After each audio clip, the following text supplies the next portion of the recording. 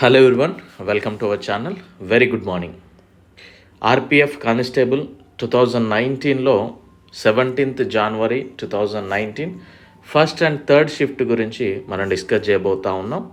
అందులో Indian polity నుండి questions మనం డిస్కస్ చేద్దాం. ఆర్పిఎఫ్ ఎస్ఐ కావచ్చు, కానిస్టేబుల్ కావచ్చు, ప్రతి సెట్లో కూడా మినిమం 6 మార్క్స్ అయితే మనకి పాలిటీ నుండే రావడం జరిగింది. కొన్ని సెట్లలో 10 క్వశ్చన్స్ వరకు కూడా వచ్చిన దాఖలు ఉన్నాయి.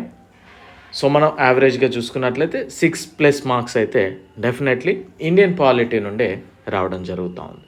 సో ఎలాంటి క్వశ్చన్స్ అడిగాడు ఎగ్జామినర్ అనేది మనం చూద్దాం. అండ్ మన యొక్క యాప్ లాస్ట్ బెంచెస్ హబ్ అనే యాప్ని డౌన్లోడ్ చేసుకోండి, లింక్ డిస్క్రిప్షన్లో ఉంది.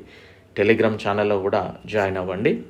నేను ఆల్రెడీ చెప్పాను, పాలిటీ చాలా నీట్గా ఏం అవసరమో అంతవరకు ప్రిపేర్ చేశామని. మీరు ఒకసారి చూడండి, మీకే అర్థమవుతుంది. So first shift 17th January 2019. Under which fundamental right is freedom of speech and expression granted? వాక్కు మరియు భావ ప్రకటన స్వేచ్ఛ ఏ ప్రాథమిక హక్కు కిందికి ఇవ్వబడింది? సో మనం రెగ్యులర్గా టీవీలో చూస్తున్నట్లయితే ఆర్జీవి గురించి మనం డిస్కస్ చేస్తే అతనికి ఎక్కువగా మాట్లాడే స్వేచ్ఛ ఉంది అని అంటూ ఉంటాం. సో ఈ వాక్కు మరియు భావ ప్రకటన స్వేచ్ఛ అనేది స్వేచ్ఛా హక్కు. సో ఈ విధంగా గుర్తుపెట్టుకోండి, సరిపోతుంది. రైట్ టు ఫ్రీడమ్ అంటాము. How many Anglo Indian members can be nominated in the Lok Sabha? లోక్సభలో ఎంతమంది ఆంగ్లో ఇండియన్ సభ్యులను నామినేట్ చేయవచ్చు? ప్రస్తుతానికైతే ఈ ఆంగ్లో ఇండియన్ సభ్యులు ఇక లేరు, ఎందుకంటే ఇటీవలనే వీరిని క్లోజ్ చేయడం జరిగింది. సో ఇంతకు ముందు మాత్రం లోక్సభలో 2 నామినేట్ చేసే అవకాశం ఉండేది.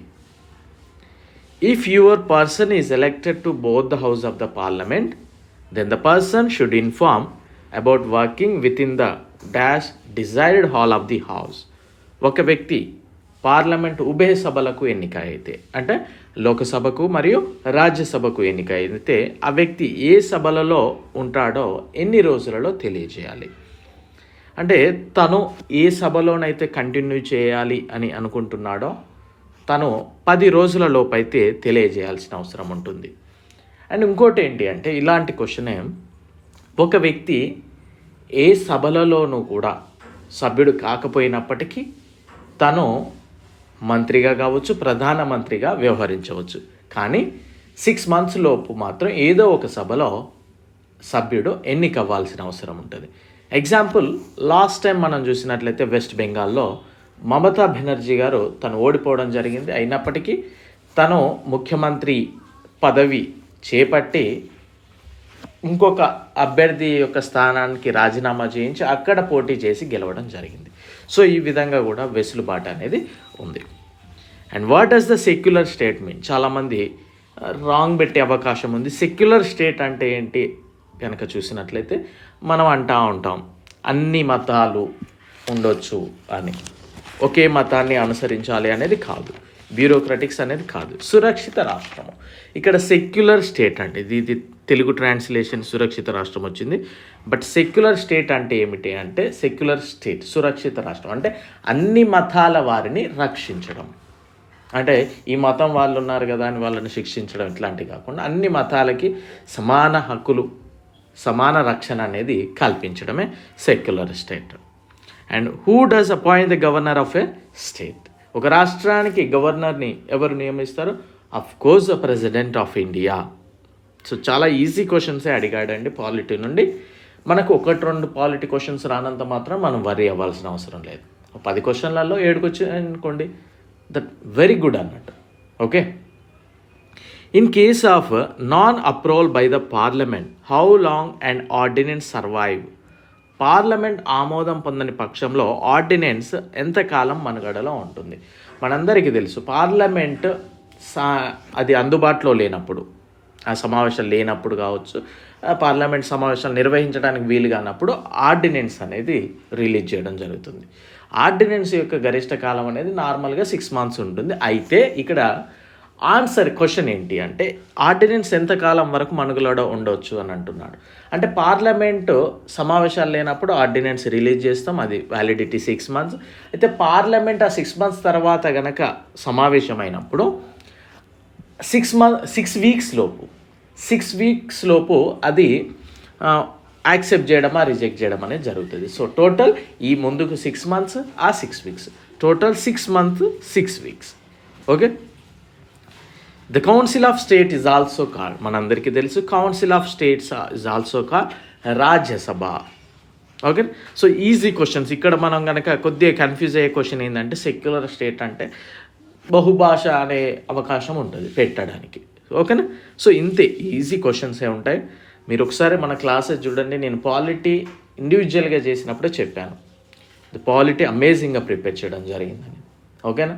సో అన్ని క్లాసెస్ చెప్పాలని నాకున్నప్పటికీ నాకున్న ఇష్యూస్ వల్ల టైం స్పెండ్ చేయలేకపోవడం జరుగుతూ ఉంది. దానికి మందించండి. బట్ ఉన్నంత వరకు చదవండి, ప్రాపర్గా చదవండి, definitely you get good marks.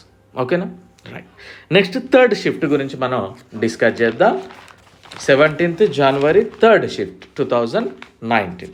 Who can remove the chairman and the members of the State Human Rights Commission? మీరు ఎన్హెచ్ఆర్సీ ఎస్హెచ్ఆర్సీ క్లాస్ మన పాలిటీలో చూస్తే మీరు ఆన్సర్ చేయొచ్చు. రాష్ట్ర మానవ హక్కుల కమిషన్ చైర్మన్ మరియు సభ్యులను ఎవరు తొలగిస్తారు అంటే ప్రెసిడెంట్. సో ఈ క్వశ్చన్ను బట్టి వీరిని ఎవరు నియమిస్తారని చెప్పొచ్చు, ప్రెసిడెంట్. ఎందుకంటే నియమించే వ్యక్తి ఎప్పుడు కూడా పెద్దగానే ఉంటాడు. నియమించే వ్యక్తి చిన్నోడై తొలగించే వ్యక్తి పెద్దోడైతే నియమించిన వ్యక్తికి ఇచ్చే గౌరవం ఏంటిది, ఉండదు కదా. సో ఆ విధంగా. రైట్.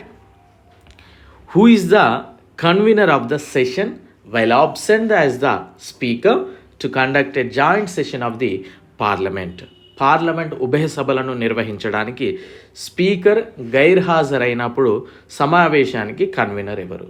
సో మనందరికీ తెలుసు స్పీకర్ లేనప్పుడు ఎవరుంటారు, deputy speaker. Lok Sabha deputy chairman, that is Lok Sabha deputy speaker. Okay.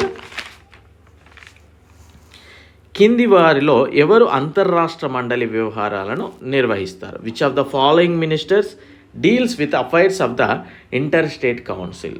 Of course home department, home ministry.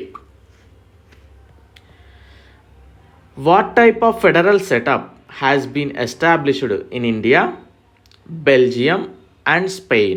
భారతదేశము, బెల్జియం మరియు స్పెయిన్లలో ఏ రకమైన ఫెడరల్ సెటప్ అంటే సమైక్య వ్యవస్థ నిర్వహించబడిందంటే సమైక్య నిర్వహణ పద్ధతి. ఇది ఇంగ్లీష్లో వచ్చేసి మనకి ఫెడరల్లీ అడ్మినిస్టర్ మెథడ్.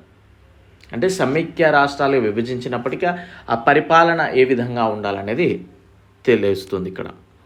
కింది కథనాలలో ఏది భారతదేశ ఆకస్మిక నిధికి సంబంధించినది? Contingency fund of India, article 267. The chairman of the state human rights commission is, మనకి ఎన్హెచ్ఆర్సీ కావచ్చు ఎస్హెచ్ఆర్సీ కావచ్చు చూసినట్లయితే మనకి రాష్ట్ర మానవ హక్కుల కమిషన్ చైర్మన్ ఎవరు? మనకి ఎన్హెచ్ఆర్సీలో మనకి సుప్రీంకోర్టు చీఫ్ జస్టిస్ రిటైర్డ్ చేసిన వ్యక్తి ఉంటారు. సో ఇక్కడ మనకి హైకోర్టు విశ్రాంత న్యాయమూర్తి ఉండే. Next question. The national human rights commission was established in the year. జాతీయ మానవ హక్కుల కమిషన్ ఏ సంవత్సరంలో స్థాపించబడింది? ఏ సంవత్సరంలో స్థాపించబడింది? 1993 అండి. 1993 October 12th. ఓకేనా, October 12th. Next, who is known as the architect of Indian planning? ఈ క్వశ్చన్ చాలామందికి అవకాశం ఉండకపోవచ్చు తెలియడానికి. భారతీయ ప్రణాళిక రూపశిల్పి అని ఎవరిని పిలుస్తారు అంటే పిసి మహలానోబిస్. పిసి మహలాన్ అని గుర్తుపెట్టుకొని సరిపోతుంది. The government of India buys food grains through, మనందరికీ ఇది తెలిసిన విషయమే. దేని ద్వారా భారత ప్రభుత్వం ఆహార ధాన్యాలను కొనుగోలు చేస్తుంది? Food corporation of India and అదేవిధంగా జాతీయ వ్యవసాయ మార్కెట్, వ్యవసాయ మంత్రిత్వ శాఖ, వ్యాపారి అంటే మర్చెంట్స్. సో మనందరికీ తెలుసు FCI, food corporation of India ద్వారా భారతదేశ ప్రభుత్వం అనేది కొనుగోలు చేస్తూ ఉంటుంది. Without passing which bill the government can withdraw money from the consolidated fund of India. ఏ బిల్లును ఆమోదించకుండా భారతదేశం కన్సాలిడేటెడ్ ఫండ్ అంటే ఏకీకృత నిధి నుండి, భారతదేశం యొక్క ఏకీకృత నిధి నుండి డబ్బును ఉపసంహరించుకోదు. అప్రోప్రియేషన్ బిల్ అండి, అంటే ఆ బిల్లును ఆమోదించాలి ఖచ్చితంగా. ఓకేనా, అప్రోప్రియేషన్ బిల్ అంటారు అది, రైట్. సో ఈ విధంగా అప్రోప్రియేషన్ బిల్ వచ్చేసి ఆర్టికల్ 266. ఓకే, సో దీని అనుమతి లేకుండా టచ్ చేయదు. సో ఈ విధంగా ఈజీ క్వశ్చన్స్ అడిగాడు. ఇప్పుడు మనం చూసినట్లయితే 16 క్వశ్చన్స్లో మనం ఈజీగా 13 క్వశ్చన్స్ అనేది ఈజీగా చేయొచ్చు. ఫస్ట్ క్వశ్చన్లో కొద్దిగా కన్ఫ్యూజింగ్ ఉంటుంది మనకి. ఇందులో కనుక ఆర్కిటెక్ట్ ఒకటి, ఈ 2-3 క్వశ్చన్స్ ఉన్నాయి అంతే. సో ఈ విధంగానే అడిగాడు. మనం మ్యాక్సిమం చెప్పడానికి ప్రయత్నం చేద్దాం definitely. So I wish you very